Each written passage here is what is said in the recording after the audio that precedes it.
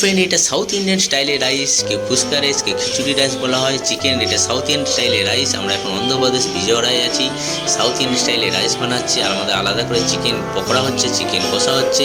আর রাইসের সঙ্গে কোনো চিকেন যুক্ত করা হবে না, অথচ ভীষণ টেস্টি। যেভাবে চিকেন কষা হয় সেম প্রসেসিং। পেঁয়াজটা একটু লাল হয়ে গেলে আদা রসুনের পেস্ট, টমেটো সমস্ত কিছু দেওয়া হবে। চিকেন রাইসের সঙ্গে যুক্ত করা হবে না। চিকেন মশলা, ধনিয়া গুঁড়ো, একটু মশলাটা একটু কষা হয়ে গেলে জল দিয়ে দিতে হবে। এটা মুখ কথা মনে রাখতে হবে, এটা আমাদের 10 জনের আইটেম। 4 গ্লাস চাল নিয়েছি, 8 গ্লাস জল। যে পরিমাণে রাইস নিয়ে হবে ডবল জল।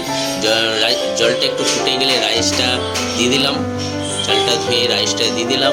মিনিমাম 40 মিনিট একটু জলটা ফুটে কমে গেলে নিচে তাওয়া দিয়ে ধিমে গতিতে 20 মিনিট রাখতে হবে। ভীষণ টেস্টি, বাড়িতে একবার করে দেখুন, অবশ্যই ভালো লাগবে। সাউথ ইন্ডিয়ান স্টাইলের রাইস মাঝে মাঝে একটু নেড়ে নিতে হবে চামচ দিয়ে।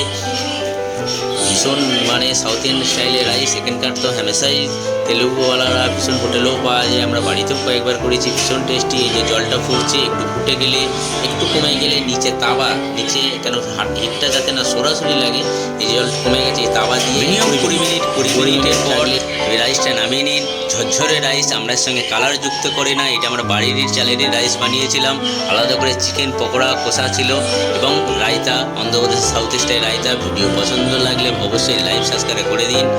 ভীষণ টেস্টি রাইস, অবশ্যই বাড়িতে একবার বানিয়ে দেখুন সাউথ ইন্ডিয়ান স্টাইলের।